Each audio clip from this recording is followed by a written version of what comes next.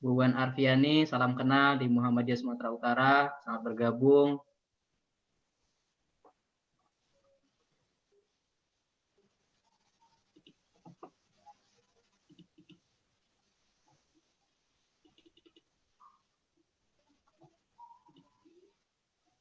Bu Kartika dari Bangka Belitung,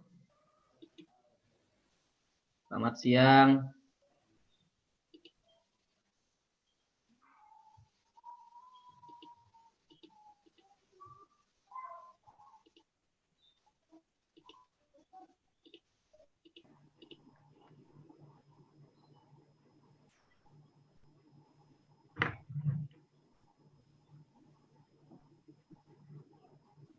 Pak Aris? Ya, Mas Irfan. Ya, jadi hari ini kita pesertanya dari lintas perguruan tinggi, lintas balai penelitian, Pak Aris. Siap. Ya, dari dinas juga, pentaholik organisasi lah Pak Aris. Siap, bagus lah ya. Saya lihat ini aktif sekali ya webinar di UMJ. Saya lihat dari jadwalnya kemarin tiap pekan ada Mas ya. Iya Pak, kemudian Juni ini kita ada 4 sesi lah Pak. Iya. Sekarang ini sesi keempat, masih ada 2 sesi lagi nanti Pak.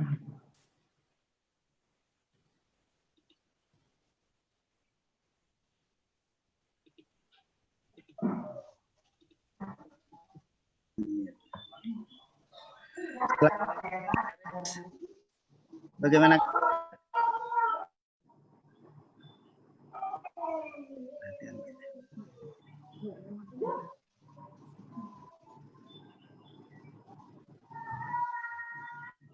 Selamat siang Pak Sularno. Assalamualaikum warahmatullahi wabarakatuh. Ustaz Ridwan sehat. Salam sehat Pak Larno. Luar biasa. Ya Allah. Bapak-bapak, ibu-ibu. Arjan, apa kabar? Sehat? Waalaikumsalam.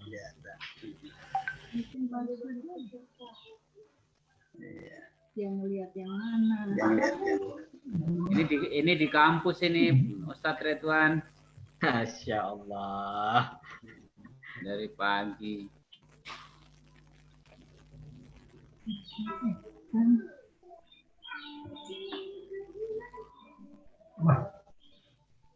Ada Bahar Farid Herman. Imu recorder itu. Nah, ada. Assalamualaikum. Iya, ada bacaan imu itu toh. Tekan di situ. Assalamualaikum Pak Jubaidi. Ada dia dengar. Sehat Pak? Alhamdulillah. Alhamdulillah.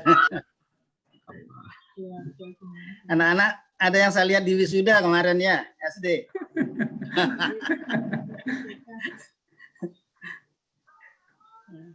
Alhamdulillah. Halo Pak Alhamdulillah Bustami. Pak.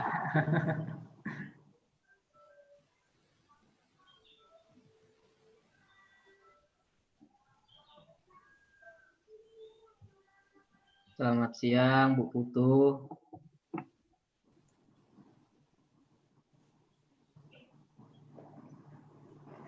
Assalamualaikum Mas Fuad dari Universitas Hasanuddin.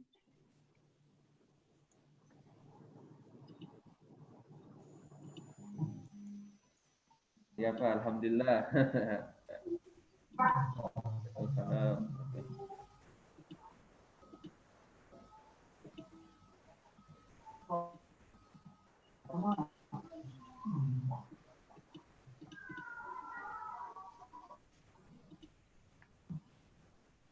Akmal, apa kabar? Assalamualaikum, sehat ya?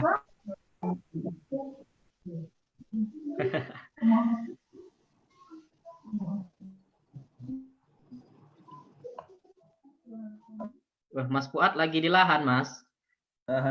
Enggak. Cuma ininya background lahan aja. Masya Allah. Sehat ya di Makassar ya?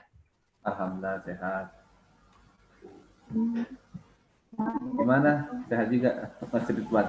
Alhamdulillah.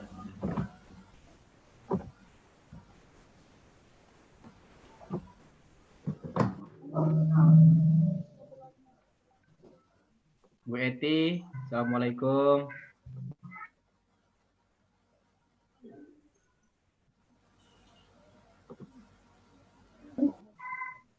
Terima kasih bisa bergabung hari ini. Salam berkenalan, Bu. Iya, saya dari UNAN ini. Masya Allah. Kebetulan pemulihan tanaman. Teknologi varietas unggul ya, sekarang disalin.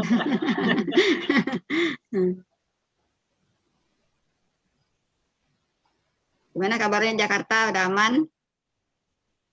Alhamdulillah. Alhamdulillah. Sudah ada instruksi 1 Juli siap waspada. Mudah-mudahan cepat berakhir lah. Amin, amin ya Allah, amin. Sekarang klaster berikutnya adalah klaster pasar, Bunda. Ya, sepertinya iya ya. Makanya sekarang tuh dites ke pasar-pasar.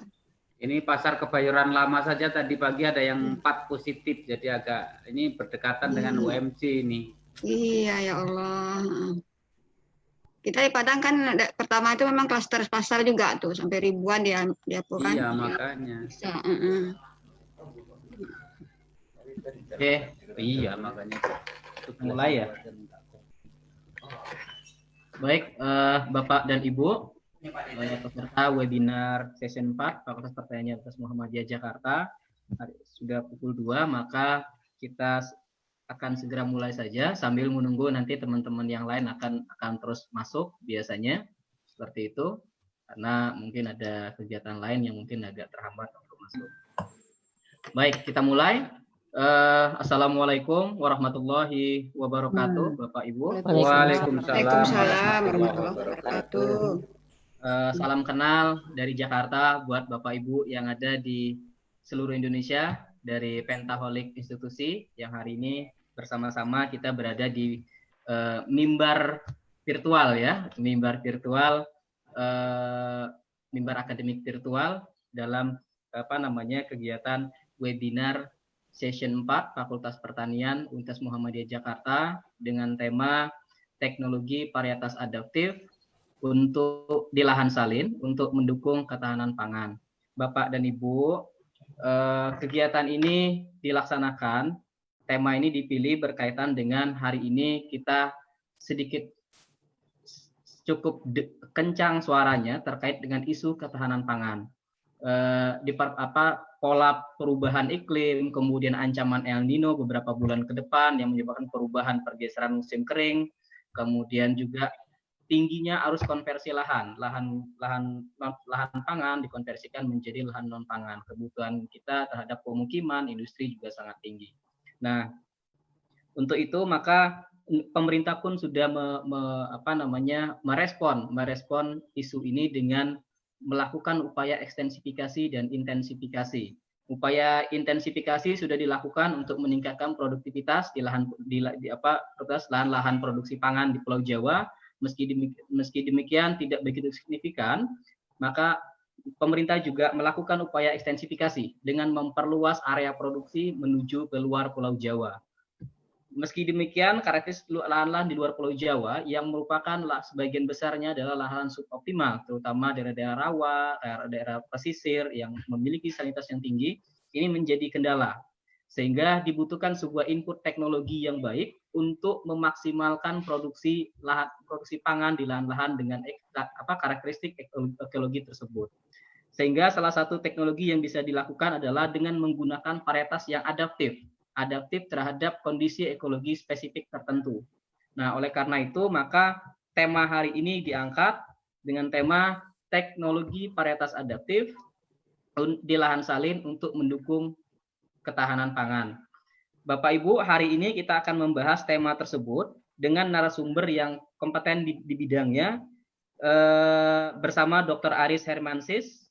Beliau merupakan peneliti Balai Besar Padi, lahir di Pamekasan tahun 1978, 42 tahun yang lalu. Beliau menyelesaikan program S1-nya di Universitas Brawijaya pada tahun 2001, kemudian menyelesaikan program magisternya di Institut Pertanian Bogor pada tahun 2005. Kemudian beliau tahun 2014 menyelesaikan program PhD-nya di University of Adelaide dengan dengan topik research modifying sodium transport to improve salinity tolerance of commercial rice cultivar.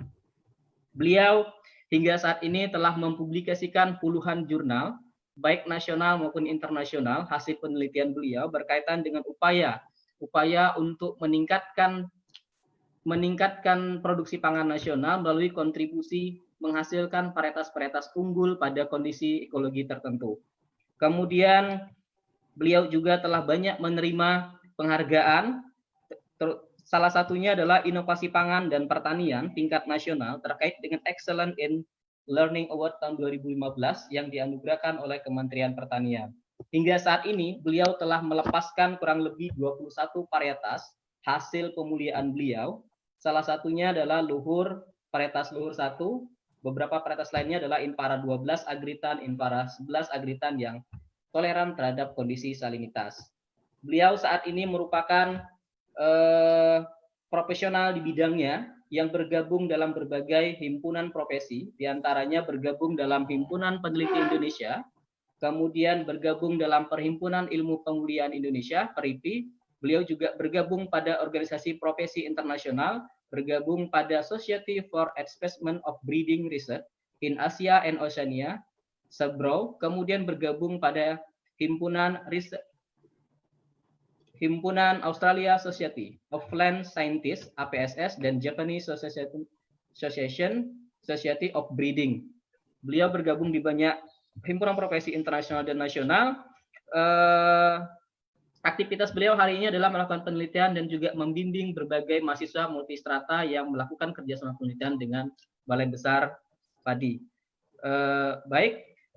Jadi selama 30 menit ke depan beliau akan menceritakan bagaimana aktivitas hari ini upaya untuk menghasilkan varietas-varietas adaptif terhadap ekologi tertentu utamanya salinitas dan juga apa tantangan dan kemajuannya sampai hari ini. Baik Pak Aris, bisa ini ya Pak Aris. Ya, siap. Baik Pak Aris, nanti kita akan berikan waktu 30 menit. Kemudian nanti kita akan lanjutkan dengan sesi tanya jawab. Bapak Ibu nanti yang ingin bertanya kepada Pak Aris itu dapat menuliskan pertanyaannya pada kolom komentar yang ada pada Zoom meeting Bapak dan Ibu. Nanti panitia akan menyampaikan pertanyaan tersebut ke moderator untuk kemudian akan dipanggil secara langsung untuk menyampaikan pertanyaannya kepada Pak Aris. Baik Pak Aris, saya kira Pak Aris bisa menceritakan bagaimana kondisi hari ini dan nanti progres ke depan. Baik Pak Aris, waktu dan tempat kami persilakan. Terima kasih kepada Mas Ridwan. Ini saya panggil Mas ini ke Mas Ridwan ini ya, karena teman sekaligus juga adik saya ini, Mas Ridwan. Bapak Ibu yang saya hormati, tadi saya lihat ada Ibu Dekan dari Fakultas Pertanian UMJ yang saya hormati, kemudian juga Bapak Ibu dosen dari berbagai universitas di tanah air, juga saya pikir penggiat pertanian dari dinas ataupun mahasiswa yang cukup beragam yang tidak bisa kami sebut satu persatu.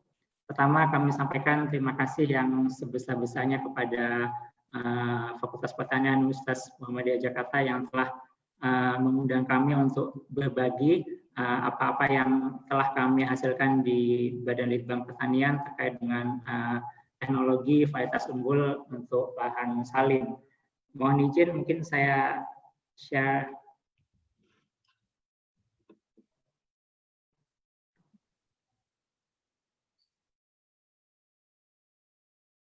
Baik, Bapak Ibu sekalian, tema yang diberikan atau yang akan disampaikan oleh kami siang ini adalah teknologi varietas adaptif lahan salin untuk mendukung ketahanan pangan sesuai dengan apa yang dimintakan oleh panitia webinar ini. Sebelumnya kami mohon maaf juga nantinya mudah-mudahan ini bisa berjalan dengan lancar karena kami sendiri berada di Sukamandi, Bapak Ibu, di Balai Besar Penelitian Tanaman Padi. Bagi Bapak Ibu sekalian yang mungkin belum pernah ke Sukamandi, ini mungkin sekedar memperkenalkan diri dulu ini tentang balai kami, Bapak Ibu sekalian. Jadi kami Balai Besar Penelitian Tanaman Padi ini di bawah Badan Litbang Pertanian, Kementerian Pertanian. Kami berada di Desa Sukamandi. Jadi Sukamandi ini nama desa Bapak Ibu yang berlokasi di Kabupaten Subang, kurang lebih 2 jam dari Bandung, dari Jakarta juga kurang lebih 2 jam ke arah Cikampek ya. Jadi kantor kami berada di tengah-tengah sawah, Bapak Ibu, sekitar 300 hektar sawah lahan padi untuk penelitian maupun produksi benih. Barangkali kalau kantornya Bapak Ibu sekalian ada yang belum dengar, tapi mungkin kalau produk-produknya mungkin sudah banyak yang familiar. Bapak mau dengar orang ngomong sama. Inovasi yang kami hasilkan antara lain varietas unggul, kemudian kalau Bapak Ibu melihat petani menanam ciherang yang sudah sangat populer, atau mungkin yang lebih baru Inpari 30 atau Inpari 32, ini semuanya benih sumbernya atau stoknya itu berasal dari tempat kami karena memang pemulianya di Balai Besar Penelitian Tanaman Padi. Kami juga menghasilkan beberapa teknologi budidaya mungkin yang sudah cukup banyak diadopsi oleh petani. Jajah legowo ya, jahwo ini juga hasil salah satu inovasi dari BB Padi. Selain itu kami juga melakukan penelitian-penelitian untuk pengendalian OPT seperti warna coklat, penyakit hawa daun bakteri, blast dan lainnya. Kemudian juga ada teknologi pasca panen primer, serta juga kami juga memberikan beberapa rekomendasi kebijakan. Mungkin sekedar perkenalan ini yang Mas Ridwan dan Bapak Ibu sekalian. Baik, sebelum menginjak ke masalah salinitas, barangkali saya atau kami hanya ingin mengingatkan kembali ke kita semua terkait dengan isu ketahanan pangan ini. Ini merupakan isu global, artinya tidak hanya isu regional atau nasional, tapi merupakan isu global masalah ketahanan pangan ini, sehingga hampir seluruh pemimpin dunia sepakat melalui PBB bahwasanya masalah ketahanan pangan ini harus selesai pada tahun 2030 seperti yang dicantumkan dalam Sustainable Development Goals di nomor 2. Betapa pentingnya masalah ini sehingga semua pemimpin, semua negara berusaha untuk mencapai ini agar ketahanan pangan di seluruh dunia bisa teratasi, bisa tercapai. Dan ini merupakan tugas mulia bagi kita yang bergerak di bidang pertanian karena satu-satunya sumbernya ya dari pertanian untuk ketahanan pangan ini. Mungkin juga selain goal nomor 2 ini, apa yang akan kita diskusikan hari ini juga ada kaitannya juga dengan pencapaian SDG nomor 1 untuk pengentasan kemiskinan, karena kita tahu lahan-lahan salin atau lahan-lahan pertanian suboptimal itu banyak bersinggungan dengan petani-petani kecil yang rentan dengan kemiskinan ini. Jadi mudah-mudahan apa yang kita lakukan siang ini bisa memberikan sumbangan bagi kita dalam rangka mencapai tujuan bersama ini untuk mencapai ketahanan pangan global dan khususnya nasional. Dan juga dalam kaitannya dengan pengentasan kemiskinan. Baik, Bapak Ibu sekalian, tantangan pertanian kita ke depan semakin berat tentunya. Kita tahu penduduk dunia tidak pernah menurun, meskipun secara persentase pertumbuhannya kadang-kala menurun, tapi jumlahnya terus meningkat. Dan ini butuh nasi, butuh pangan yang harus tercukupi peningkatan penduduk ini. Sementara di sisi lain kita berhadapan dengan masalah perubahan lingkungan yang tadi disampaikan oleh Mas Ridwan, yang semakin hari semakin bisa kita rasakan sangat-sangat nyata, sangat real masalah perubahan lingkungan ini. Sehingga ke depan tantangan kita menjadi berlipat ganda. Pertama, kita butuh lebih banyak makanan karena lebih banyak manusia yang perlu makanan. Namun demikian di sisi lain, makanan yang harus kita cukupi ini harus kita produksi di lahan-lahan yang semakin menyempit, lahan-lahan subuh yang semakin berkurang, lahan-lahan sawah yang semakin terkikis oleh institusi air laut dan sebagainya. Dan yang terakhir juga produksi pangan ini harus kita cukupi pada kondisi yang air semakin berkurang juga. Ini karena masalah perubahan iklim tersebut. Ini menjadi tantangan yang berat dan mudah-mudahan bisa kita atasi bersama, dan saya yakin juga pengalaman kita selama ini kita kita selalu menghadapi tantangan-tantangan dan ternyata manusia juga bisa menghadapinya dengan secara bersama-sama. Baik Bapak Ibu sekalian, terkait dengan perubahan iklim ini sebenarnya dampaknya terhadap padi ini bisa kita lihat dari dua sisi. Pertama adalah dampak langsungnya dan adalah terhadap fisiologi tanaman itu sendiri. Kita tahu beberapa model telah dibuat oleh para peneliti terkait dengan perubahan iklim ini. Salah satunya adalah terkait dengan variabel temperatur udara, di mana berdasarkan model yang dibuat oleh para peneliti bahwasanya kenaikan 1 derajat Celcius akibat perubahan iklim global ini bisa menurunkan hasil gabah sekitar 10%. Ini merupakan pengaruh langsung dari perubahan iklim ini terhadap fisiologi tanaman padi. Secara tidak langsung ada dampak ikutannya beberapa fenomena alam yang terjadi akibat perubahan iklim ini dan berimbas pada produksi padi. Yang pertama adalah kekeringan yang sudah kita bisa lihat intensitasnya semakin tinggi, semakin kesini semakin tinggi intensitasnya, kemudian juga banjir juga demikian, dan yang akan kita bahas siang ini atau sore ini adalah salinitas. Ini dampaknya cukup besar, bahkan saya pikir luar biasa sangat besar ya terhadap keberlanjutan produksi padi ke depan.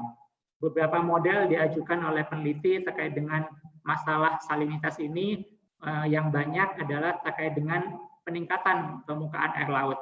Ini banyak model yang dibuat, kemudian juga angka-angkanya mungkin bervariasi. Ini saya hanya cantumkan salah satu saja dari beberapa model yang sudah dibuat terkait seberapa besar sih dampak dari kenaikan permukaan air laut ini terhadap keberlanjutan produksi pangan.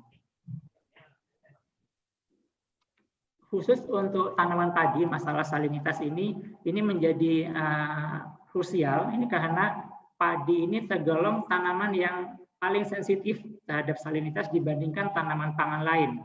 Kalau kita bandingkan gandum misalkan atau durum atau yang biasa kita buat roti ya, gandum roti, kemudian durum atau juga barley, ini tanaman-tanaman itu lebih tahan terhadap salinitas. Ini grafik yang di sebelah kalau di layar di sebelah kiri ya dari Mann and Tester ini kita lihat bahwasanya tanaman padi ini jauh lebih cepat penurunan dry matter-nya, penurunan bobotnya pada kondisi salin dibandingkan tanaman lain seperti gandum maupun barley.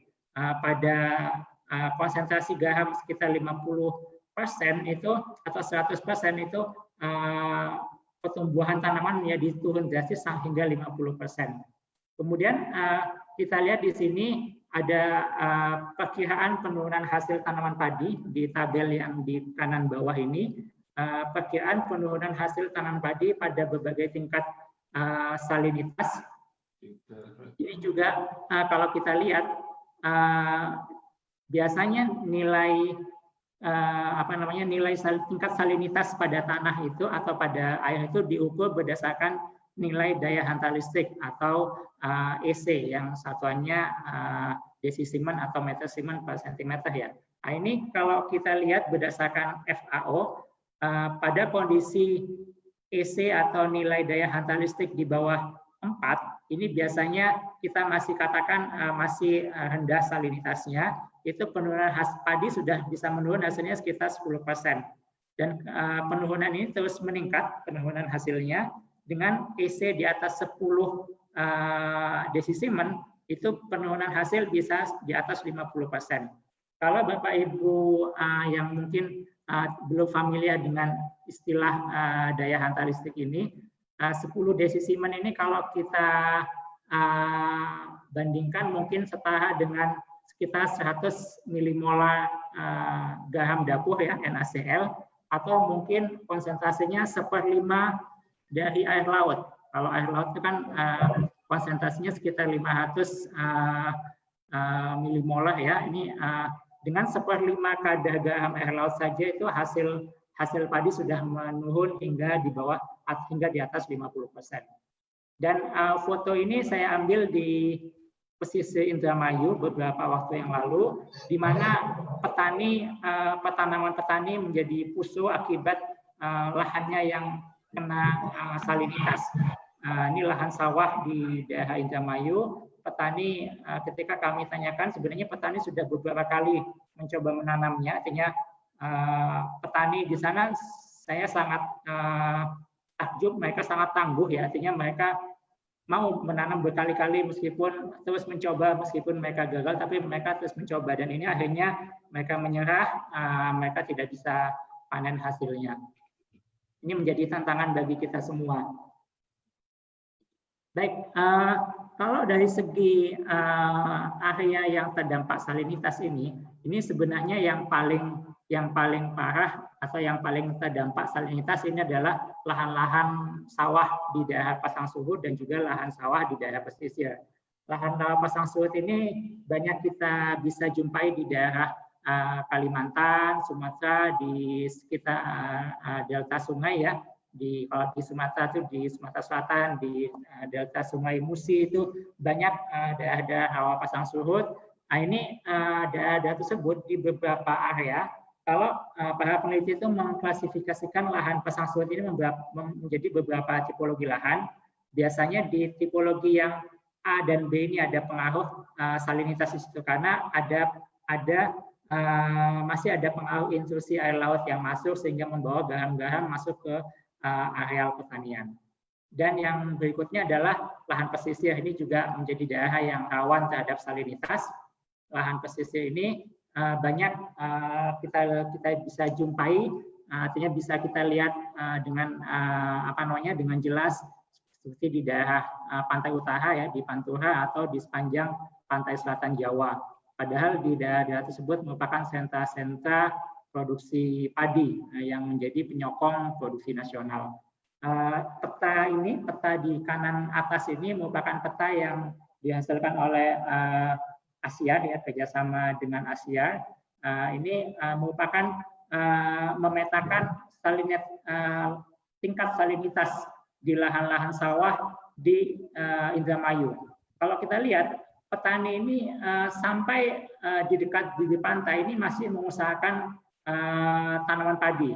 Bahkan di situ kalau dihitung tingkat salinitas itu di atas 3 desisiman, artinya di atas 3 itu bisa ada yang sampai 10 ya Bapak Ibu sekalian.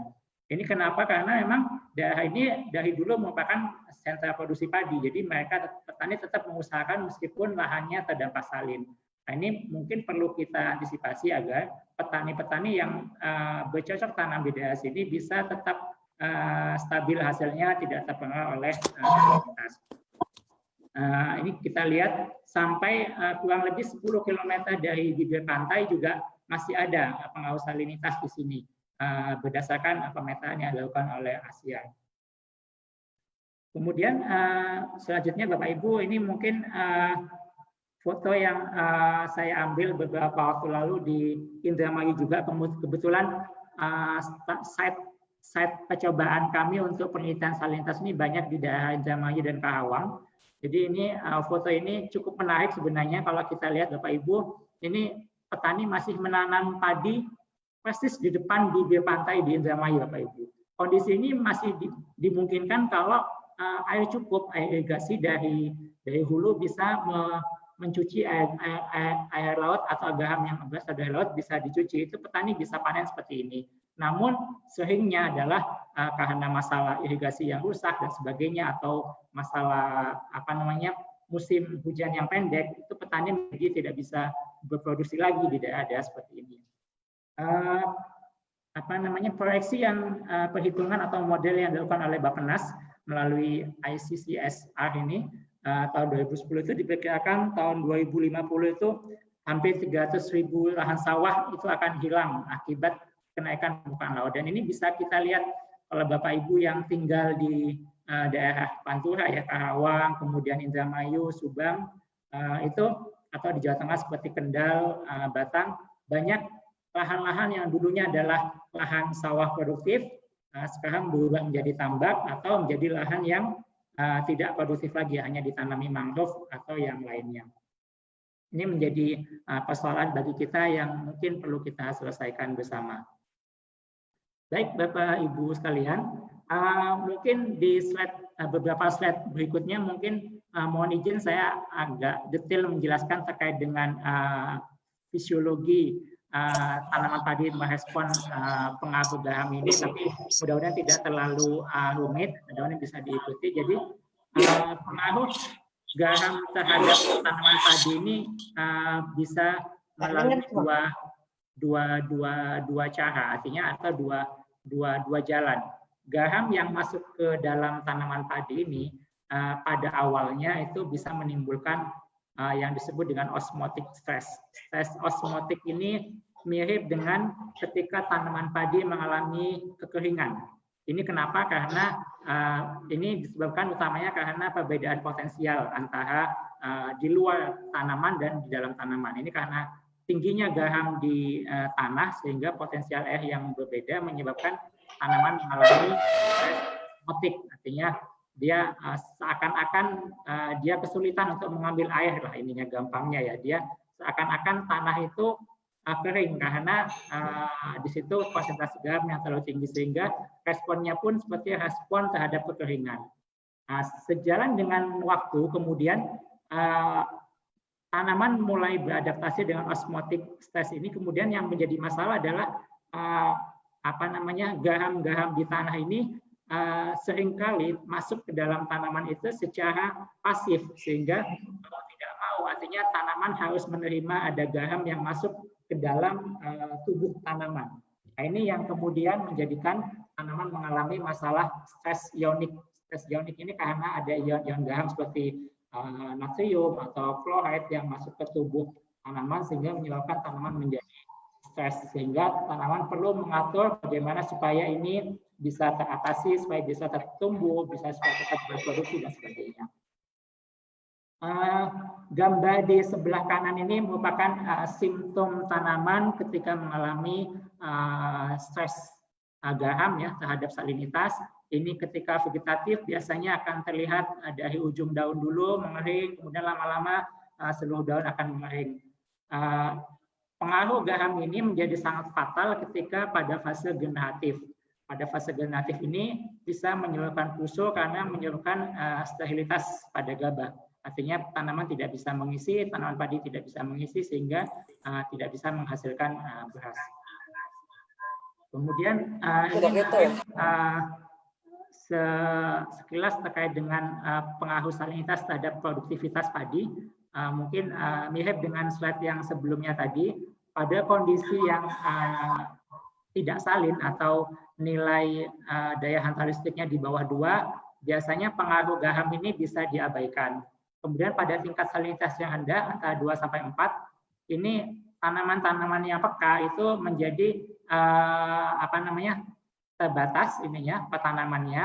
Kemudian pada kondisi yang lebih tinggi lagi pada tingkat salinitas yang sedang, ini banyak tanaman yang menjadi terganggu petanamannya. Kemudian pada kondisi salinitas tinggi antara 8-16 itu hanya tanaman yang toleran yang bisa menghasilkan panen pada kondisi ini. Jadi pada kondisi inilah kita butuh varietas unggul yang toleran terhadap salinitas. Pada kondisi yang sedang atau rendah, biasanya petani juga bisa menanam seperti jenis-jenis Impari 30, Impari 32, atau yang lama Cihehang atau Mekongga itu bisa masih kita temui petani-petani di lahan-lahannya terdapat salin, mereka tetap menanam varietas Cihehang dan sebagainya. Sebenarnya notabene peka terhadap salin, tapi karena terkompensasi oleh penyucian air dan sebagainya, mereka masih bisa menghasilkan produksi di situ. Baik, tadi terkait dengan alur masuknya gaham terhadap tanaman, kemudian bagaimana tanaman ini merespon gaham yang masuk ke dalam tubuhnya itu. Jadi ada, kalau para peneliti itu menyarikan terdapat 3 mekanisme utama adaptasi tanaman ini terhadap salinitas. Yang pertama adalah tanaman beradaptasi dengan yang disebut dengan osmotic toleran, tadi terkait dengan stres osmotik ya. Jadi ini tanaman biasanya mengantisipasinya dengan tetap menjaga potensinya meskipun potensial air itu rendah. Mungkin secara gampangnya osmotik toleran ini biasanya banyak dibantu oleh signal atau sensing yang diproduksi oleh tanaman untuk mengantisipasi bahwasanya air itu kurang gitu. Jadi mungkin gampangnya seperti ini Bapak Ibu sekalian ya. Jadi tanaman itu kan punya syaraf seperti tubuh kita ya. Artinya mereka punya sensing, punya signal yang bisa merekam ada apa di luar gitu ya ininya. Ketika tanaman kesulitan untuk mengambil air dari luar karena kondisi tanah yang potensial airnya terlalu tinggi sehingga tidak bisa diserap airnya oleh tanah, itu mereka mengalami kesulitan untuk mengambil air sehingga mereka mengalami osmotic stress. Nah ini biasanya sensing atau signal di tanaman atau kita analogkan dengan syaraf di tubuh kita itu akan memberi kode ke bagian tanaman yang lain. Ini khususnya di daun. Biasanya mereka akan ngasih kode tuh ke daun. Ini tolong masukkan asupan air dari kita terbatas. Tolong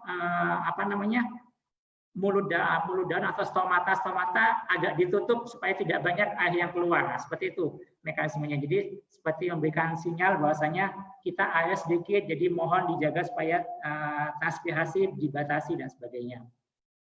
Kemudian mekanisme kedua dengan sodium exclusion ini adalah ada beberapa protein di tanaman padi khususnya di daerah xylem itu yang bisa memompa ion garam ini sehingga dia tidak bisa masuk ke tajuk tanaman.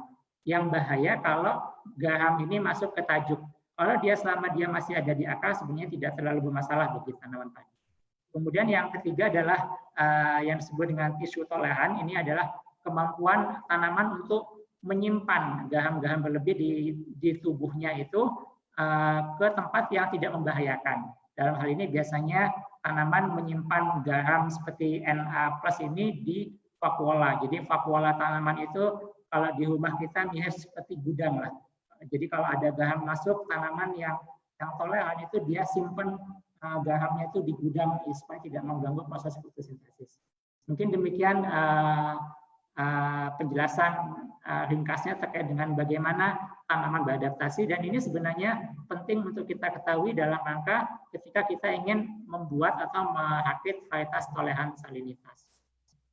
Mudah-mudahan tidak terlalu rumit penjelasannya tadi.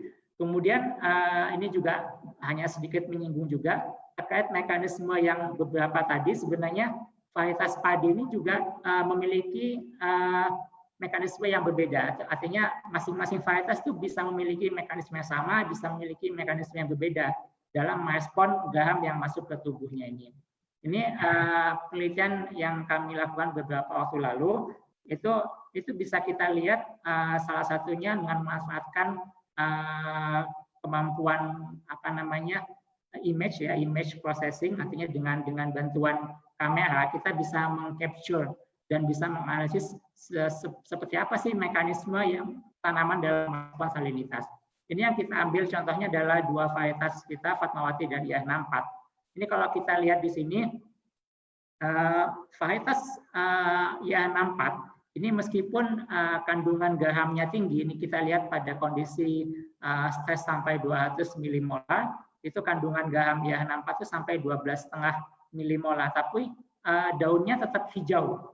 Nah, ini artinya apa? Artinya varietas seperti IH64 ini, dia meskipun banyak garam yang masuk, tapi dia bisa mempertahankan fotosintesisnya tetap berjalan. Daunnya tetap hijau. Kemungkinan tipe-tipe seperti IH64 ini dia mengalokasikan atau menyimpan garam-garam itu di vakuola tadi. Tidak ada yang garam itu tidak berbahaya. Atau bisa juga dia mentranslokasikan garam-garam itu ke jaringan yang sudah tua, yang sudah tidak produktif lagi. Baik, Bapak Ibu sekalian, tadi kita bicara terkait dengan cara adaptasi varietas terhadap salinitas. Berikutnya kami akan menyampaikan sedikit bagaimana kita merakit varietas ini agar kita bisa hasilkan varietas unggul yang toleran salinitas.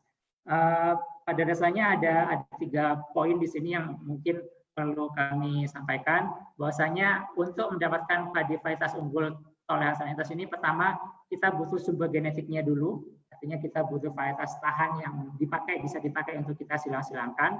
Kemudian bahan mentah yang kita punya itu kita olah. Kita ngolahnya bisa dengan conventional breeding atau pemulihan konvensional dengan persilangan, seleksi dan sebagainya yang mungkin Bapak Ibu sudah banyak yang familiar. Bisa juga nantinya sumber ini kita olah menggunakan bioteknologi, apakah itu dengan makam molekuler atau menggunakan rekayasa genetika. Nah, apa yang kami lakukan dari padi lebih banyaknya adalah menggunakan conventional breeding ini, artinya kita cari plasmanuva unggul, kemudian kita silang-silangkan, kemudian kita seleksi mana yang segregan yang baik untuk kita lepas sebagai varietas unggul baru. Terkait dengan sumber genetik perbaikan toleransi salinitas, kita dapatkan sumber genetiknya itu dari varietas unggul, bisa juga kita dapatkan dari introduksi. Kami banyak bekerja sama dengan IRI di Filipina untuk mendapatkan galo-galo toleran salin dari IRI, kemudian untuk kita silangkan atau kita evaluasi di sini.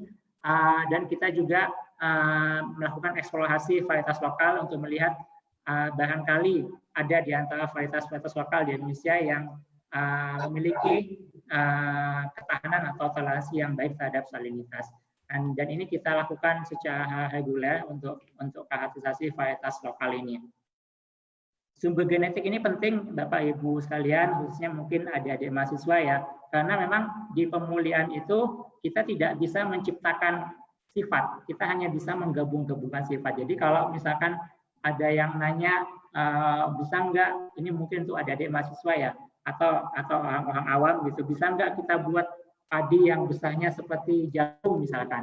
Nah ini mungkin perlu kita cari dulu ada enggak sumber genetiknya gitu ya. Kalau memang tidak ada, mungkin bisa kita lakukan rekayasa genetik dengan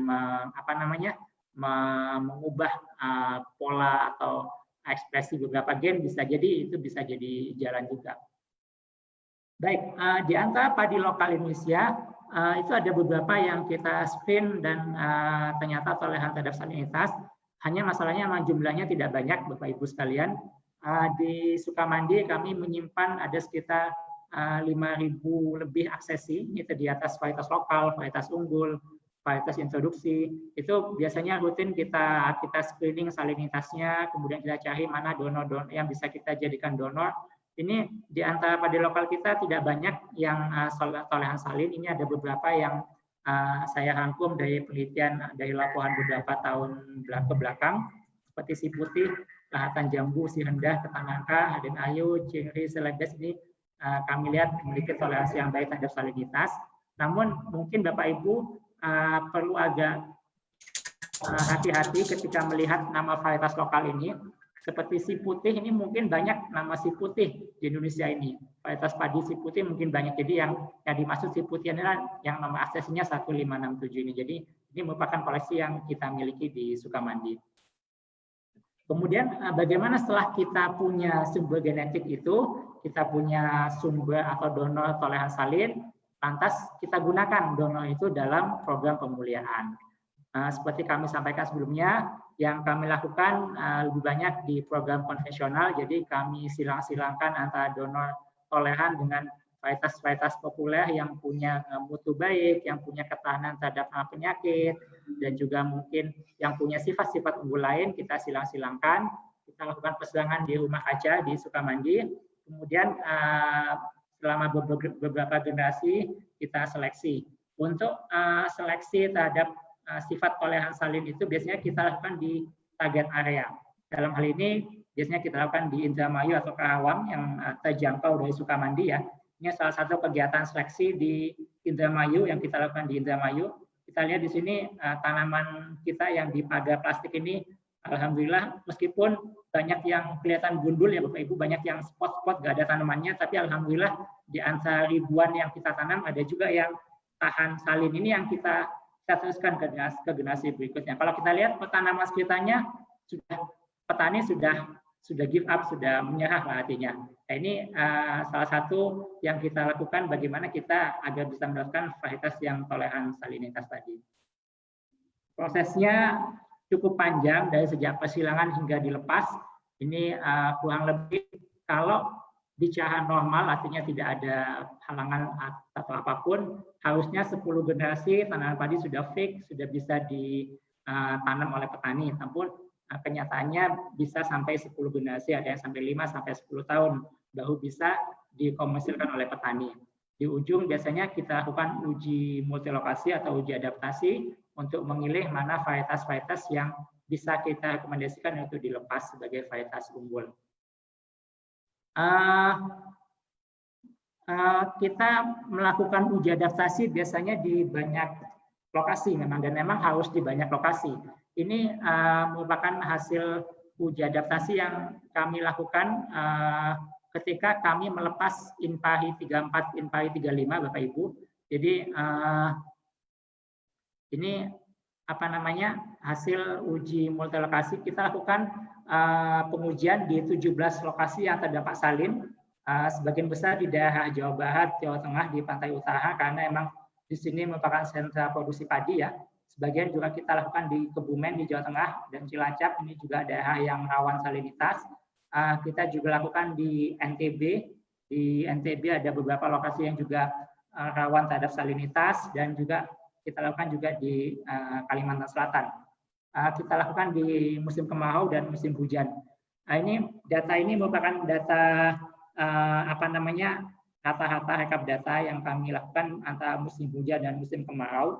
Kalau kita lihat di sini memang hasil di musim kemarau lebih rendah dibandingkan musim hujan, karena emang pada musim hujan biasanya petani bisa dengan mudah mencuci garam di tanah sehingga tanaman padi bisa tumbuh dengan baik. Ini beberapa hasil Inpari 34, Inpari 35, kemudian karena ini merupakan kegiatan konsorsium padi nasional waktu itu, jadi kita juga menguji galo dari Universitas Sudirman, Jenderal Sudirman, Unsud, yang kemudian dilepas sebagai Inpari Unsud 79 Adwitan. Dan kalau kita lihat rata-rata hasilnya dari hasil uji adaptasi ini, varietas-varietas yang baru ini lebih tinggi dibandingkan varietas yang lebih lama yang juga merupakan varietas toleran salin seperti dendang dan siap raya. Selain melakukan uji adaptasi di banyak lokasi, Bapak Ibu sekalian, dalam proses merakit varietas unggul padi ini, kita juga libatkan partisipasi petani. Nah, ini juga penting ya Bapak Ibu sekalian, karena kadangkala pemulia itu breeder atau kami pemulia itu hanya melihat varietas, oh ini bagus kata saya gitu ya. Ternyata tidak, kadang-kadang varietas yang kita hasilkan mungkin kata saya bagus, tapi kata Pak ini kurang bagus. Nah, makanya biasanya kita libatkan petani dalam mengambil keputusan varietas apa yang atau galoh mana yang bagus. Biasanya ketika kita lakukan uji multilokasi atau uji daya hasil di lahan target, kita mengundang petani. Kita mengundang petani untuk memberikan komentarnya, memilih menurut mereka mana galoh yang bagus. Menurut mereka seperti apa sih yang bagus, mana yang jelek, itu kita minta input dari petani.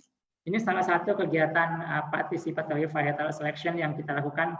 Sekali lagi di Indramayu, ini di latar belakangnya ada laut ya ini ya. Kita diskusi di sini di pinggir laut, kemudian kita lihat tanaman kita yang kita tanam juga di pinggir laut.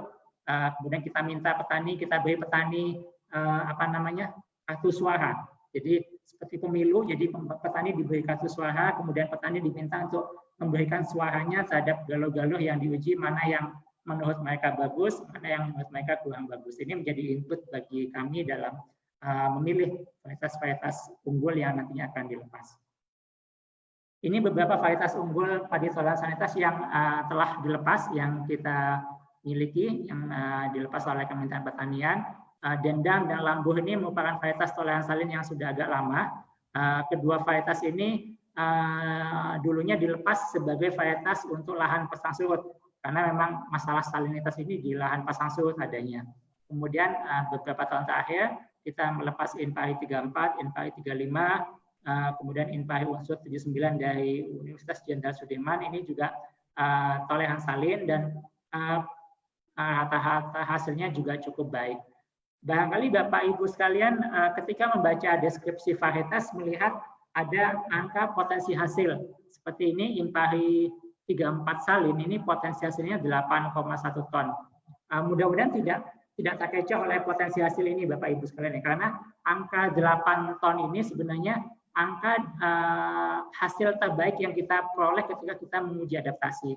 Barangkali di situ ketika itu tidak ada kendala salin, misalkan curah hujan tinggi, kemudian air irigasi cukup sehingga tanaman bisa tumbuh normal, bisa mengaktualisasikan potensi genetiknya, bisa mencapai angka 8 ton per hektar ini. Tapi secara rata-rata di daerah yang terdampak salin, INPAHI 34 dan INPAHI 35 ini rata-ratanya 5 ton per hektar. Ini deskripsi dari INPAHI 34 salin agritan, Bapak Ibu sekalian.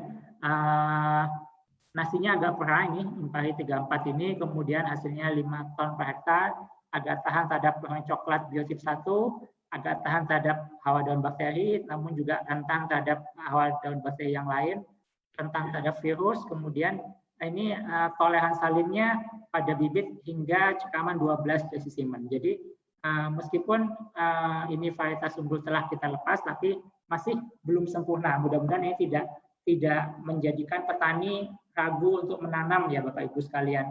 Oh ternyata kok masih peka terhadap orang biotip 2 gitu. Karena memang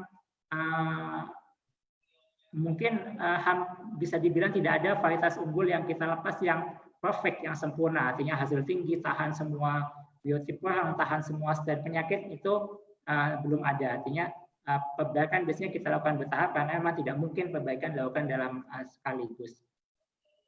Kemudian ini INPAHI 35 salin juga sama dengan INPAHI 34 toleransi salin, ini juga agak tahan orang, kemudian agak tahan HDB dan juga memiliki ketahanan terhadap blast yang beragam dibandingkan INPAHI 34 salin. Petanamannya kalau Bapak Ibu sekalian menanam INPAHI 35 ini di lahan sawah yang normal, mungkin tanamannya postur tanaman agak tinggi seperti ini. Namun ketika ditanam di lahan salin biasanya dia akan agak tercekam sehingga tanaman relatif lebih pendek. Kemudian terkait dengan benihnya, karena benih untuk varietas unggul yang kita hasilkan, benih sumbernya itu harus kita produksi. Di BB Padi kami memproduksi benih kelas benih penjenis atau label kuning dan benih dasar atau foundation seed. Biasanya dua benih sumber ini yang dihasilkan oleh BB Padi, label kuning dan label putih. Selanjutnya benih tersebut akan diproduksi oleh Balai Benih Indo atau Balai Benih Utama atau juga oleh penangkar atau produsen benih sebelum diadopsi oleh petani. Jadi ini jalur produksi benih formal yang kita anut. Jadi dari label kuning ke label putih, kemudian label ungu, kemudian petani menanam yang label biru. Meskipun kecenderungannya beberapa tahun terakhir petani lebih cenderung untuk menanam label ungu karena mereka berasumsi label ungu itu lebih bagus kualitasnya gitu. Padahal dari segi produksi sebenarnya tidak ada bedanya produksi gabah dari benih label ungu maupun label biru karena hanya masalah kemunian saja mungkin ada beda sedikit. Tahun 2019 kemarin INPAHI 34 ini terdistribusi sekitar 11 kilo label kuning dan 7 kilo untuk INPAHI 35. Kemudian label putih dan label ungunya lebih banyak.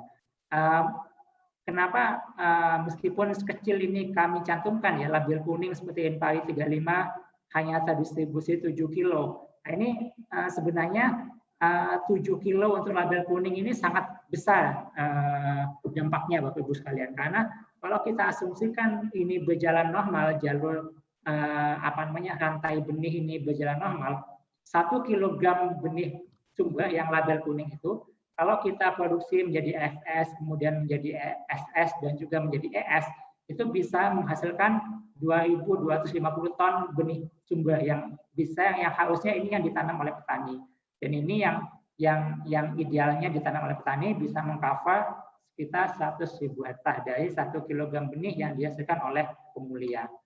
Cuman masalahnya memang sistem pembenihan di kita memang masih perlu ada beberapa penyempurnaan atau perbaikan sehingga banyak jalur yang terputus sehingga petani atau kita kadang butuh benih label kuning yang berlebih karena masalah jalur tadi. Kemudian ada beberapa success story mungkin yang perlu kami share di sini terkait dengan INPAHI 34 dan 35 salin ini ada beberapa media coverage terhadap kedua varietas ini.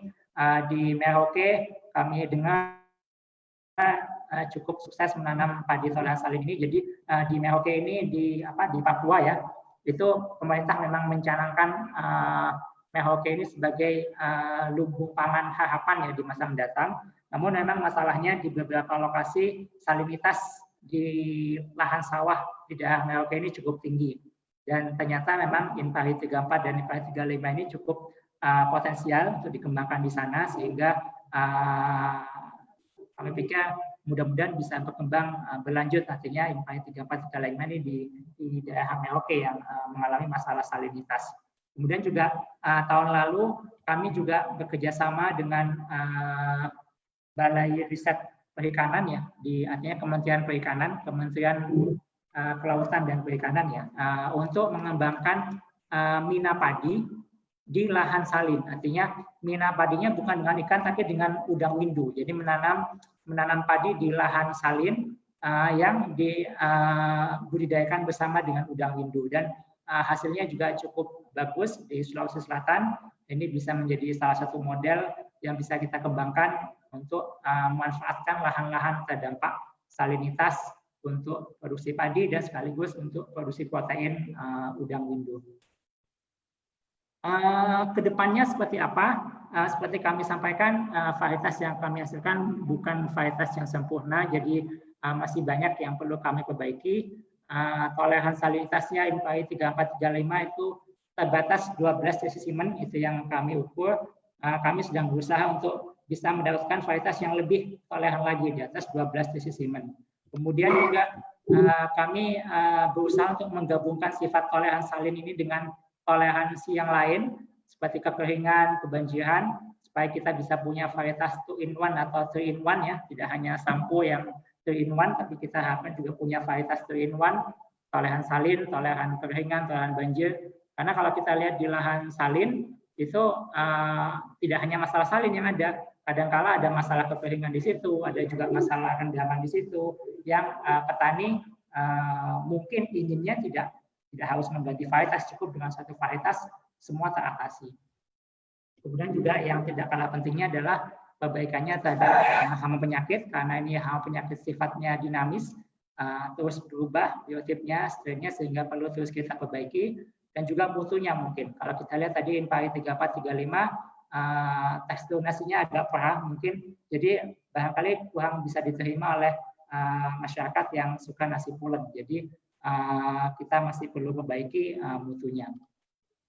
Mungkin demikian dari kami, Mas Ridwan. Sebelum kami tutup, mungkin seperti tadi pertanyaan Mas Ridwan di awal, karena kami lembaga penelitian, jadi tugas kami juga selain meneliti juga ada juga tugas untuk mengkader peneliti-peneliti yang berikutnya. Jadi kami mengundang jika ada mahasiswa di Fakultas Pertanian, mungkin di UMJ, barangkali ada yang berminat untuk penelitian padi, silakan datang ke kami. Jadi di kami ada kelompok peneliti pemuliaan, kemudian kelompok peneliti teknologi benih, budidaya, kemudian proteksi, dan juga pasca panen. Barangkali ada topik-topik yang menarik dan juga Bapak Ibu dosen juga berkenan untuk berkolaborasi, barangkali kita bisa atau mahasiswanya bisa melakukan penelitian di balai kami. Namun mungkin mohon maaf, mungkin tidak bisa tahun ini, barangkali tahun depan, karena kondisi tahun ini yang memang kita semua ya prihatin lah ya. Mudah-mudahan bisa cepat selesai pandemi ini, jadi tahun depan bisa kembali normal kegiatan penelitian. Kami mengundang mahasiswa, bisa untuk PKL, bisa untuk skripsi, monggo. Selama ini yang banyak melakukan PKL dari IPB cukup banyak, dari Unsur, kemudian dari Brawijaya Malang, ada juga seperti tadi disampaikan, tahun kemarin kami membimbing mahasiswa Brawijaya Malang juga untuk melakukan skripsinya di balai kami. Demikian, kemudian juga itu info-info yang tadi kami sampaikan, semuanya bisa diperoleh di website Padi, dan juga bagi Bapak Ibu sekalian, barangkali yang suka bersosial media, mohon juga bisa di-follow Facebook, Instagram, Twitter, maupun YouTube Padi. Di situ banyak informasi-informasi teknologi padi, tidak hanya masalah salinitas, padi yang tahan ruang, padi tahan BLB, yang sekarang banyak dan juga padi-padi fungsional ya, padi hitam, padi merah yang juga kita kembangkan. Jadi mudah-mudahan informasi-informasinya di media kami bisa dimanfaatkan seluas-luasnya. Terima kasih kami sampaikan pada Badan Litbang Pertanian, kemudian Konsorsium Padi Nasional, IRI, kemudian juga IFAD yang banyak bekerjasama dalam perakitan padi olahan salin ini. Terima kasih. Assalamualaikum warahmatullahi wabarakatuh. Waalaikumsalam warahmatullahi wabarakatuh. Terima kasih Pak Aris. Masya Allah, penyampaian yang ini Pak Aris, saya informasikan peserta sangat antusias. Ini ada sekitar 19 pertanyaan, 19 orang yang bertanya. Cukup banyak saya kira. Tapi untuk membatasi waktu, karena keterbatasan waktu juga kita, jadi Pak Aris nanti kita akan coba buka 2 termin, 1 termin 3 penanya yang nanti akan coba menanyakan langsung ke Pak Aris. Nanti pertanyaannya akan saya sarikan Pak Aris untuk dijawab secara general saja pertanyaannya. Baik. Bapak Ibu yang kami memperkenankan Bapak Ibu untuk menanyakan langsung ke Pak Aris, nanti namanya akan coba saya panggil, nanti silakan mengaktifkan mic-nya untuk menyampaikan pertanyaannya ke Pak Aris. Baik, yang pertama, termin pertama 3 penanya, nanti mungkin Pak Aris gini saja ya, kita 3 pertanyaan disampaikan semua dulu, baru nanti dijawab atau per pertanyaan saja ya. Oke, baik. Ya, kira 3 pertanyaan langsung saja, nanti baru dijawab sekaligus ya Pak ya. Baik. Pertanyaan pertama itu dari Pak Sukartono. Pak Sukartono, punten silakan diaktifkan mic-nya untuk menyampaikan pertanyaannya. Pak Sukartono. Sepertinya beliau ada, Pak Sukartono? Hilang, Mbak. Oke, baik, kita ini dulu tahan. Pak Mulyarta bisa, Pak? Pak Mulyarta. Ya, silakan Pak Mulyarta, silakan.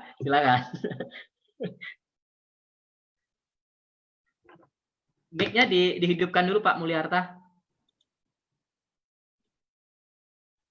Dari co-host kayaknya. Ya. Terima kasih banyak. Selamat sore. Selamat sore Pak Aris. Selamat sore Pak. Ya.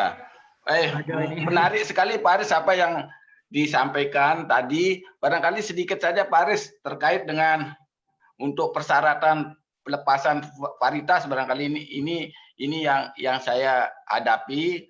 Kebetulan kami di Fakultas Pertanian Undram ini sudah banyak galur yang kami dapatkan, baik yang dari merah maupun yang hitam. Nah, terkait ini yang saya masih bingung Pak Aris terkait dengan pelepasan untuk setelah uji multilokasi itu Pak Aris, apa ada persyaratan khusus terkait dengan hama maupun penyakit yang terkait dengan varietas salinitas ini Pak Aris. Barangkali yang itu aja saya ingin pertanyakan Pak. Terima kasih Pak Aris. Baik Pak. Baik, yang kedua Pak Laude Muhammad Haryono. Silakan Pak Laude. Terima kasih Pak ya. Pertanyaan saya ke Pak Aris hanya ini ya kan kita sekarang sering isu apa ya, perubahan iklim ya. Tadi itu menarik sekali data dari Pak Aris, perbedaan 1 derajat itu ya menurunkan hasil padi atau gabah itu sekitar 10% itu ya. Nah, pada sisi lain ada lagi faktor tanah yang menentukan, yang bisa berpengaruh signifikan terhadap penurunan hasil padi adalah dalam hal ini adalah salinitas yang mungkin juga akan menjadi isu-isu global pada tahun-tahun mendatang. Pertanyaan saya adalah apakah Pak Aris pernah menguji saling keterkaitan antara variasi temperatur dan perubahan salinitas tadi? Nah, itu mungkin pertanyaan dari saya terhadap kualitas hasil panen dari padi yang diuji tadi, padi yang ada berapa tadi yang dikatakan sebagai padi varietas yang toleran terhadap salin. Ya mungkin itu saja dari pertanyaan dari saya, Pak. Baik Pak. Oke, pertanyaan ketiga kami perkenankan untuk Ibu Kartika.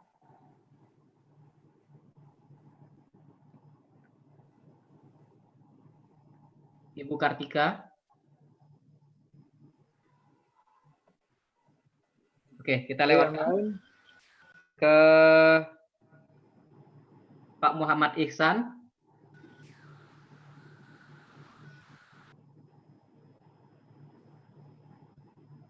Oke, kita lewatkan Pak Yudi Mahmud. Halo? Pak Yudi Mahmud.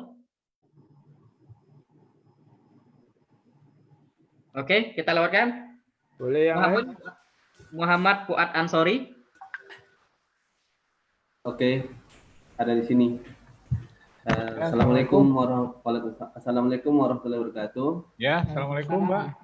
Iya, ini saya Muhammad Fuad Ansori, kebetulan dari agak jauh ini dari Halo. Makassar. Halo, ya. Terdengar suara saya? Halo Pak. Iya, halo. Terdengar suara saya? Terdengar Mas Fuad ya. Oh, dengar ya. Sebelumnya selamat Pak ini Pak Aris Hermansyah. Kebetulan beliau adalah penguji saya. Ya Pak, ini ada beberapa pertanyaan Pak yang terkait dengan salinitas. Jadi sekarang kan di luar negeri itu kan ada kombinasi desalinitas. Artinya dia melakukan proses desalinasi terhadap air laut atau air yang masuk untuk diberikan kepada tanaman, dan itu banyak telah dilakukan di daerah-daerah Timur Tengah, terutama terkait dengan delta-delta yang memiliki salinitas, bukan hanya salinitas tapi sodisitas yang sangat tinggi.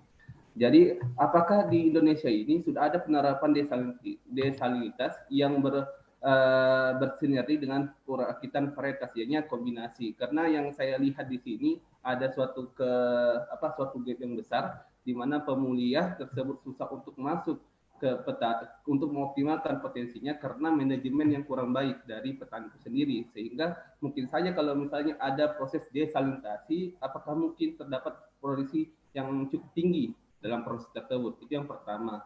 Yang kedua itu terkait kan biasanya orang ini fokus terhadap produktivitas. Yang saya kadang berpikir, apakah ada kekaitan antara salinitas tersebut terhadap kualitas dari padi itu sendiri? Misalnya kalau kita masukkan padi aromatik, apakah ada terjadi perubahan kualitas dari padi aromatik tersebut? Atau padi yang merah atau padi yang hitam kita masukkan salinitas, apakah ada perubahan kualitas? Bukan hanya terhadap produktivitas itu. Terima kasih Pak Aris. Baik, terima kasih Mas Fuad. Pak Aris, mungkin kami perkenankan untuk merespon beberapa pertanyaan dari Bapak Ibu. Dari Pak Laude, kemudian Pak Mulyarta, dan terakhir Mas Fuad Ansori. Silakan Pak Aris. Baik, terima kasih Mas Ridwan, terima kasih kepada Bapak sekalian atas responnya. Kepada Pak Prof Mulyarta, yang pertama ini Pak Prof, ini rekan-rekan kami ini di konsorsium padi Pak Prof Mulyarta ini. Jadi Pak Prof terkait dengan persyaratan sama penyakit untuk padi toleran salinitas Pak Prof. Jadi ini sebenarnya karena SOP di pelepasan itu mengikuti ke ekosistem Pak Prof. Jadi sementara yang banyak mengalami masalah salin ini saat ini adalah di lahan sawah. Jadi tergantung target kita Pak Prof. Jadi kalau target kita adalah lahan sawah yang terdampak salin, maka syarat-syarat pelepasannya mengikuti ekosistem sawah. Seperti misalkan untuk hama penyakitnya minimal tahan terhadap salah satu biotip buah coklat, kemudian minimal tahan terhadap salah satu biotip hawa daun bakteri. Itu dua syarat itu yang wajib untuk padi sawah.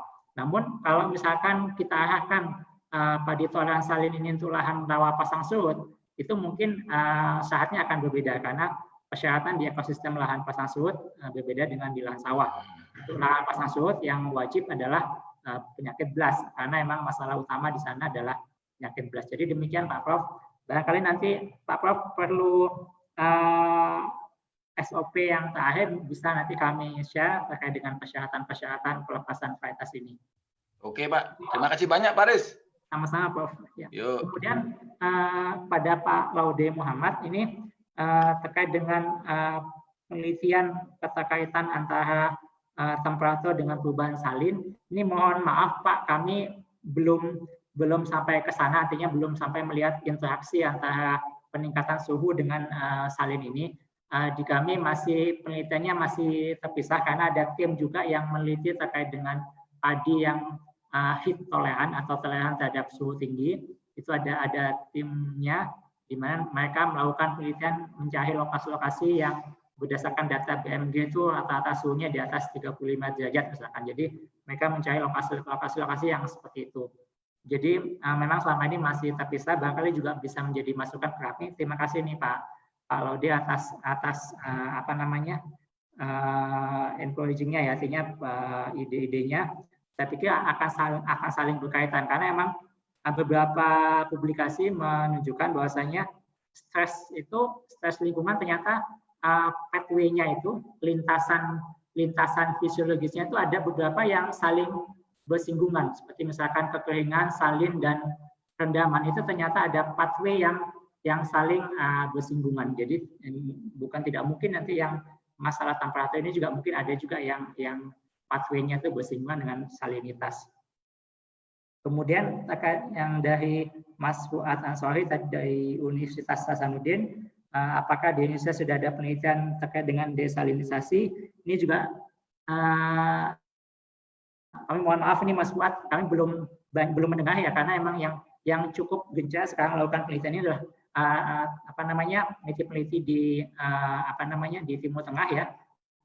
Kita lihat di KAUS misalkan di King Abdullah University of Science and Technology, mereka sangat gencar melakukan kegiatan penelitian ini, artinya mereka mencoba memurnikan air laut sehingga bisa disiram, kemudian juga mereka juga merakit tanamannya yang bisa disiram oleh air laut ini, meskipun mungkin air laut yang didesalinisasi ini mungkin tidak harus sampai pure, sehingga tanaman yang toleran pun meskipun masih ada sisa-sisa garamnya bisa tumbuh baik. Jadi untuk di Indonesia ini kami belum mendengar mungkin. Kemudian kaitannya dengan mutu ini juga secara detail kami belum melihat jelas kaitannya Mas Fuad, tapi secara empiris artinya di lapangan petani itu biasanya mendapatkan nilai tambah ketika varietasnya itu ditanam di lahan salin, karena informasi dari mereka mutunya itu mutu beras padi-padi yang ditanam di lahan yang mengandung salin itu mutu berasnya lebih bagus dibandingkan yang lahan normal. Tapi itu kami belum teliti, itu hanya informasi dari petani, tapi saya yakin karena insting petani juga tajam ya artinya, dan mereka juga terkait dengan tengkulak langsung, bukan tengkulak, artinya pedagang beras, dan mereka menghargai lebih tinggi beras-beras yang dihasilkan di lahan salin. Jadi sebenarnya petani juga mendapatkan kompensasi ketika hasilnya itu lebih rendah di lahan salin, tapi harga jual berasnya itu lebih tinggi. Itu yang kami lihat di lapangan di daerah Indramayu. Mungkin demikian ya Mas Ridwan. Baik Pak Aris, terima kasih atas responnya terhadap beberapa pertanyaan dari rekan-rekan dari perguruan tinggi dan juga dinas pertanian dan peneliti tadi. Baik, kita buka termin kedua Pak Aris dan Bapak Ibu. Nanti mohon yang saya perkenankan untuk segera membuka mic-nya dan menyampaikan pertanyaannya. Yang pertama Pak Ismet Setia Budi.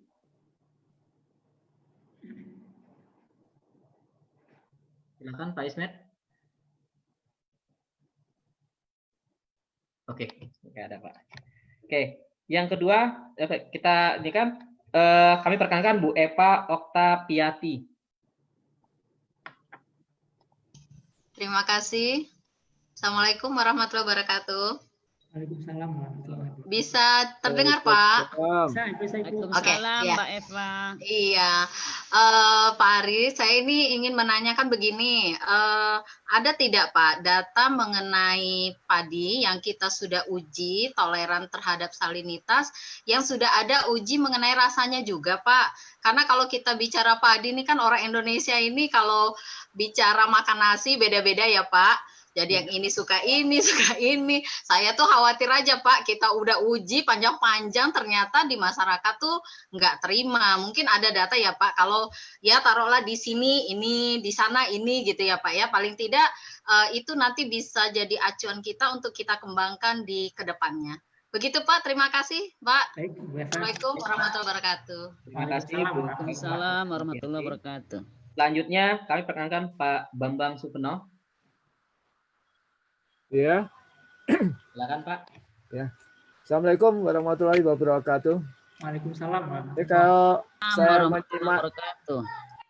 menyimak dari presentasi Pak Aris tadi, ada beberapa hal yang mungkin saya ingin tanyakan. Dari varietas-varietas yang Bapak cantumkan tadi, apakah sudah diuji ketahanannya terhadap hama penyakit? Bila sudah, dia peka terhadap apa aja, Pak? Mungkin ini walaupun kondisinya dia toleran terhadap salin katanya, namun dia peka terhadap hama ataupun penyakit, ya percuma aja, Pak. Produksinya tinggi, hama rentan, produksinya juga enggak. Misalnya ada pembatas utama. Itu yang saya tanyakan. Ya. Terima kasih, Pak. Baik, Pak. Assalamualaikum warahmatullahi wabarakatuh. Pak Moderator, izin Pak Moderator. Ya. Ismet dari Banjarbaru. Oh ya, silakan Pak Ismet. Ini Pak, makasih narasumbernya luar biasa gitu. Saya senang mengikutinya tadi. Kebetulan saya juga punya rencana penelitian tentang di sini ada varietas lokal beras merah keramat gitu. Nah, beras merah keramat ini katanya bisa ditanam di daerah yang salinitas gitu, tinggi gitu. Jadi seperti apa kira-kira langkah berikutnya gitu? Karena saya pengen sekali nanti beras merah ini memang sudah menjadi tanaman yang turun-temurun, lalu bisa dikembangkan lagi lebih baik.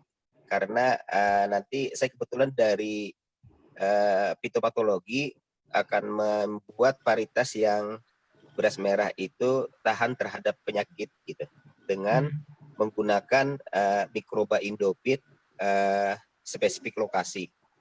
Makasih, mungkin itu yang bisa sharing hari ini yang bisa saya berikan. Baik, terima kasih Pak Ismet, guru besar di Universitas ini. Baik, selanjutnya mungkin Pak Aris bisa merespon 3 penanya kita. Silakan Pak Aris, kami perkenankan. Baik, terima kasih Mas Ridwan. Pertama terkait dengan pertanyaan dari Bu Eva ya di Bengkulu. Selamat sore Bu Eva. Jadi setiap varietas unggul yang dilepas, ini Bu Eva ya, itu sudah dilakukan evaluasi terhadap mutu berasnya Bu. Itu evaluasi mutu berasnya itu meliputi teksturnya, jadi apakah dia perah atau pulen, atau kalau mungkin kalau saudara-saudara kita di Sumatera Barat, di Riau, di Jambi kan sukanya yang perah biasanya, makanya biasanya kita akan ke sana. Jadi apakah itu perah atau pulen, kemudian kalau misalkan perah mungkin tidak akan diterima oleh petani di Jawa Tengah, Jawa Barat yang suka nasi pulen gitu ya. Kemudian kita juga ini sebenarnya wajib diuji apakah dia teksturnya perah atau pulen, kemudian bagaimana handeman berasnya. Jangan sampai beras itu, padi itu terlalu rendah handemannya. Ini kan tentunya akan merugikan petani meskipun hasilnya tinggi, tapi ketika digiling itu jadi berasnya kan sedikit. Ini juga akan jadi masalah pemasarannya, sehingga handeman beras perlu kita sampaikan datanya juga. Kemudian juga selain itu kadang-kadang meskipun tidak wajib kita tampilkan juga kandungan proteinnya. Protein, kemudian yang sekarang sedang tren juga kandungan nutrisinya. Ini juga meskipun tidak wajib, tapi ada beberapa varietas yang dievaluasi memang diperuntukkan untuk atau dilebihkan untuk nilai lebihnya itu di nutrisinya. Misalkan kandungan antioksidannya. Itu kita uji kandungan fenoliknya di situ berapa. Kemudian nutrisi seperti zinc yang mungkin Bapak Ibu semua pernah dengar ada varietas yang kandungan zincnya tinggi ya, Nutrizing. Itu kita uji kandungan zinc dan juga kandungan zat besinya di beras. Jadi informasi itu semuanya ada di deskripsi varietas Bapak Ibu sekalian. Dan untuk varietas yang toleran salin ini, INPAI 3435 ini, deskripsi lengkapnya sebenarnya bisa Bapak Ibu nanti lihat di website Biro Padi. Tinggal di search untuk INPAI 34 dan 35 itu teksturnya seperti apa, kemudian apakah pulen perah, kemudian rendemennya seperti apa, dan juga apakah ada kandungan-kandungan gizi yang lain di situ. Itu semua varietas yang dilepas oleh Kementan itu informasinya sudah tersedia Bu Eva. Jadi demikian. Untuk yang INPAI 3435 ini yang toleran salin ini memang teksturnya agak perah gitu. Jadi kalau yang biasa makan yang 64 ya, Ciherang atau 64 yang apa namanya?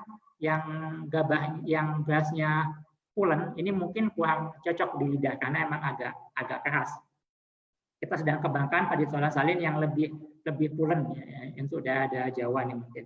Kemudian yang berikutnya, mudah-mudahan ini menjawab pertanyaan Bu Eva tadi. Kemudian berikutnya, terima kasih Pak Aris. Baik Bu. Kemudian pertanyaan dari Pak Bambang, ini sebenarnya hampir sama Pak Bambang menurut saya dengan Bu Eva tadi, artinya sebelum varietas unggul itu boleh diedarkan, artinya mendapatkan sertifikat boleh ada oleh Kementerian Pertanian, itu sudah diuji dulu Pak ketahanan terhadap hama penyakitnya. Tujuannya apa? Karena emang pemerintah menjaga agar petani tidak dirugikan karena menanam varietas yang ternyata peka terhadap suatu hama penyakit. Cuman masalahnya memang hama penyakit di daerah tropis di Indonesia ini sangat beragam. Seperti warna coklat misalkan yang umum di sawah. Itu hingga saat ini paling tidak ada tiga jenis warna coklat yang ada di sawah, yang ada di petanaman di Indonesia ini. Nah ini biasanya padi yang dilepas ini kita masih jarang yang tahan ketiga-tiganya. Biasanya tahan salah satu atau tahan dua ini. Ada yang tahan tiga-tiganya tapi kadang tidak berkembang di petani seperti dulu ada INPAI 13 misalkan, itu tahan warna coklat 3 biotip tiga-tiganya tapi kemudian petani nggak mau nanam lagi karena susah merontoknya karena banyak petani yang masih merontok secara manual. Namun untuk yang padi tahan salin ini dia tahan satu jenis warna coklat dan ini sebenarnya cukup aman, artinya untuk daerah-daerah yang bukan endemik warang seharusnya cukup aman lah artinya varietas ini. Kecuali emang daerah tersebut endemik warang di mana ketiga jenis warang ada di daerah tersebut, ini mungkin perlu kehati-hatian dan mungkin petani perlu berkoordinasi atau minta saran terhadap POPT atau pengamat hama di daerah setempat. Untuk penyakit juga demikian, di deskripsi juga dijelaskan apakah varietas ini tahan terhadap penyakit tertentu atau peka terhadap penyakit tertentu. Demikian ya Pak Bambang, jadi insya Allah kalau untuk padi yang tahan salin ini, dia tahan warna coklat biotip 1 dan juga tahan terhadap hawa daun bakteri yang strain 3. Jadi untuk daerah yang bukan endemik penyakit, insya Allah aman. Kemudian yang berikutnya dari Prof. Ismet tadi, terima kasih banyak Prof. atas informasinya terkait dengan beras merah Rahmat tadi, menarik ini. Kami juga karena memang permintaan beras merah akhir-akhir ini cukup tinggi Prof. Banyak masyarakat karena sudah sadar kesehatan ya, sadar akan banyaknya manfaat beras merah ini, khususnya antioksidannya itu banyak yang mencari, sehingga kami juga melepas beberapa varietas unggul beras merah. Terkait dengan penelitian salin, barangkali kalau misalkan di kampus Hana terbatas fasilitasnya untuk pengujian salin, mungkin bisa kita bekerja sama Prof, bisa kita bantu untuk menguji di sini, karena kami juga bekerja sama juga dengan beberapa universitas atau khususnya di Kalimantan, di Sumatera, dengan daerah juga dalam rangka untuk konservasi padi lokal, karena kebetulan kami ada fasilitas gene bank, cold storage yang bisa menyimpan benih dalam jangka waktu yang panjang, sehingga bisa juga untuk tujuan konservasi ini. Dan sebenarnya untuk salin ini ada dua pendekatan untuk melihat apakah beras merah ini tahan salin. Pertama dapat diuji di rumah kaca dulu, mungkin yang mudah di rumah kaca menggunakan larutan hidroponik kita beri lautan garam pada kadar tertentu, itu bisa kita lihat responnya dibandingkan dengan varietas yang peka dan varietas yang tahan. Atau kita bisa ekspos di lahan yang memang lahan salin, seperti tadi kalau di Jawa Barat, di Indramayu atau Karawang. Dan untuk itu mungkin kita bisa, saya yakin kita bisa bekerja sama, Prof, saya pikir menarik.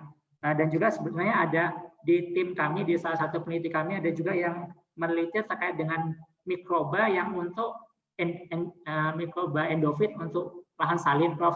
Ini juga karena ada beberapa penelitian yang menunjukkan bahwasanya mikroba bakteri endofit di lahan salin ini bisa juga meningkatkan vigor tanaman ya di lahan salin, juga menjadi suplementari, artinya saling mengisi lah, jadi tidak hanya varietas unggul yang kita gunakan teknologinya, tapi juga ada teknologi budidaya yang lain yang menyertai. Mungkin demikian, Prof, dari kami.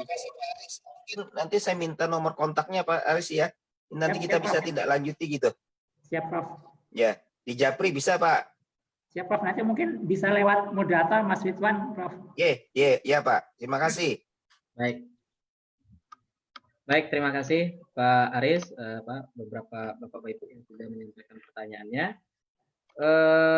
Baik Pak Aris, ini ada beberapa tadi karena banyak pertanyaan, saya rangkum saja sedikit, nanti Pak Aris general saja menjawab secara ini.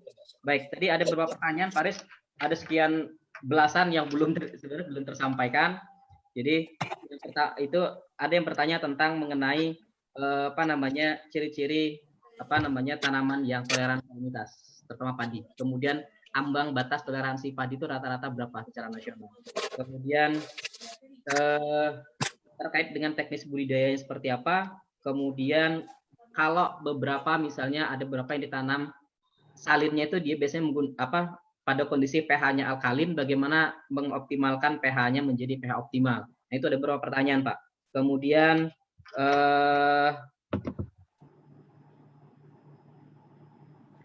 Pak. Kemudian juga ada pertanyaan apakah sifat tolerannya ini menurun sampai beberapa generasi. Apakah ada batasan generasinya? Apakah pada generasi tertentu sudah hilang sifat toleransinya atau dia tetap bertahan sifat toleransinya? Nah, itu ditanya sampai berapa generasi katanya. Kemudian ada beberapa pertanyaan tentang varietas. Saya kira tadi Pak Aris sudah menyampaikan. Nanti silakan cek saja di websitenya WPADI ya Pak Aris ya, beberapa varietas yang toleran. Gitu. Kemudian sejauh mana Pak pemanfaatan kultivar lokal yang adaptif terhadap lahan salin saat ini? Jadi apakah memang semuanya introduksi atau bagaimana, atau ada dari sumber daya lokal tadi yang diceritakan. Kemudian ada yang bertanya fase pertumbuhan kapan Pak tanaman padi ini sangat sensitif terhadap cekaman salinitas. Itu Pak beberapa secara umum yang ditanyakan tadi Pak. Baik Pak Aris, kira-kira gitu mungkin bisa direspon. Silakan Pak Aris. Terima kasih Mas Ridwan. Mohon maaf tadi karena sedikit terputus. Yang pertama ambang batas apa ya Mas ya? Toleran salinitas Pak. Toleran salinitas ya. Baik, Mas Ridwan, mungkin barangkali nanti mohon maaf jika tidak bisa kami jawab semuanya terkait dengan ambang batas toleran salinitas. Seperti tadi disampaikan di slide, jadi sebenarnya dengan kandungan salin 4 desisimen atau sekitar 40 atau 50 milimolar garam dapur, itu tanaman hasilnya sudah menurun. Tapi biasanya varietas-varietas yang toleran kita usahakan atau kita ekspos di kadar garam sampai 100 milimolar atau sekitar 12 desisimen seperti yang INPAI 3435 ini. Di atas itu kami masih belum dapatkan varietas yang toleran. Mudah-mudahan bisa kita peroleh, tapi sepertinya memang kalau secara konvensional agak sulit untuk mendapatkan varietas padi yang tahan di atas 12 desisimen, kecuali kita melakukan pendekatan rekayasa genetik dengan mengintroduksi gen dari halofit ya. Halofit itu tanaman-tanaman yang memang tumbuh di garam, seperti misalkan dari bakau atau dari lumut yang ada di laut dan sebagainya. Kemudian teknik budidaya ini juga penting sebenarnya Mas Ridwan. Jadi kita tidak bisa hanya mengandalkan varietas karena tadi varietas ini ada daya tahannya, ada batas ambang batasnya, sehingga dukungan teknik budidaya ini sangat penting di lahan salin. Ada beberapa rekomendasi yang biasanya kita sampaikan. Pertama, bibitnya, karena salin ini atau padi ini sensitif pada fase bibit ya. Ada dua fase, tadi menjawab ada pertanyaannya juga. Ada dua fase kritis padi pada fase bibit dan juga fase reproduktif atau ketika berbunga. Nah, fase bibit ini yang sering kali petani itu menjadi kerugian besar karena dia tanam kemudian ada air garam masuk sehingga mati. Sehingga kami rekomendasikan petani untuk menanam bibit yang lebih tua. Jadi kalau misalkan di lahan sawah normal petani bisa menanam bibit umur 15 sampai 21 hari, di lahan yang salin biasanya kita rekomendasikan agak mundur tanamnya. Jadi bibitnya agak tua, umur 25 sampai 30 sehingga dia lebih tahan terhadap salin. Ini salah satu rekomendasi untuk budidayanya. Kemudian juga tentunya pengaturan air irigasi ini penting. Karena bagaimanapun juga kalau tidak ada air irigasi yang bisa mencuci garam, itu tanaman padi tidak akan sanggup bertahan di lahan salin. Untuk itu mungkin perlu dibuat saluran-saluran pencucian ya, biasanya kita rekomendasikan seperti itu di lahan sawahnya. Kemudian sifat toleran, apakah sifat toleran ini menurun selama beberapa seterusnya, karena padi ini adalah tanaman inbrida, jadi memang sepanjang kita bisa menjaga kemurnian dari benihnya, artinya diturunkan dari generasi ke generasi tanpa ada outsourcing dan sebagainya, ini sifat toleran salin ini akan terus diwariskan, karena dia sudah stabil di genom padi, kecuali memang terus terjadi outsourcing sehingga terjadi segregasi dan terjadi rekombinasi dan sebagainya, itu lain persoalan. Tapi secara umum sifat toleran ini akan terus diturunkan sampai varietas, artinya sepanjang varietas ini terus dikembangkan lah ya, artinya dimurnikan. Kemudian terkait dengan pemanfaatan kultivar lokal, sementara ini kita terus menggunakan varietas lokal dalam persilangan. Biasanya memang tidak kita gunakan langsung, rekomendasikan ke petani varietas lokal, biasanya kita gunakan untuk persilangan. Ada beberapa daerah yang mengembangkan padi lokal untuk spesifik lokasi, artinya kita bantu untuk memurnikan, kemudian untuk bisa disertifikasi, tapi tidak banyak porsinya. Sebagian besar varietas lokal kita gunakan dalam persilangan. Ada yang untuk tujuan salin, seperti tadi ada beberapa varietas lokal yang tahan salin, tapi yang banyak adalah untuk ketahanan terhadap penyakit dan juga untuk perbaikan mutu biasanya kita gunakan padi lokal ini. Kemudian tadi fase pertumbuhan yang sensitif, mungkin saya ulang, yaitu pada fase bibit dan fase reproduktif. Dan yang paling merugikan adalah fase reproduktif, karena petani sudah menanam 90 hari, 80 hari, tapi kemudian di ujung tidak bisa dipertahankan karena hampa, jadi tidak bisa panen. Jadi banyak losses yang dialami petani. Mungkin demikian, Mas Ridwan. Baik, terima kasih Pak Aris atas responnya. Masya Allah. Jadi kita sampai di penghujung acara, Bapak Ibu. Bapak Ibu nanti yang ingin lebih tahu mungkin bisa cek di websitenya BB Padi ya Pak Aris ya. Siap. Begitu. Baik, Bapak Ibu, sayang sekali karena keterusan waktu kita harus mengakhiri sesi webinar kita pada pada sesi ini, sesi keempat. Bapak Ibu nanti yang ingin mengakses mengakses sertifikat, kemudian mengakses materi yang Pak Aris sampaikan, karena beliau sudah mengirimkan materinya ke panitia, nanti akan kami kirimkan melalui website yang disebarkan oleh rekan-rekan panitia, yang akan bisa diakses nanti 1 hari setelah hari pelaksanaan Bapak Ibu. Jadi sekarang belum bisa diakses, besok baru bisa Bapak Ibu akses. Karena terkait terima kasih panitia. Terkait dengan tolong linknya. Ya, nanti akan dikirim Kak. Silakan diakses nanti besok Pak. Jadi karena panitia butuh waktu untuk menginputkan nama Bapak Ibu di sertifikat Bapak Ibu. Terima kasih. Ya, baik. Dibacakannya saja. Kenapa Bu? Tanya Mama adalah dibacakan. Rezeki banyak kan. Panitia.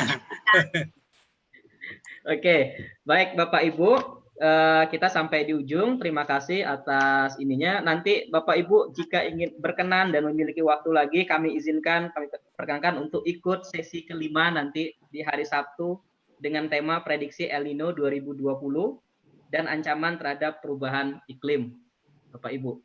Jadi nanti silakan teman-teman mungkin bisa di-share ininya di apa namanya di chat room nanti ininya. Silakan di-share.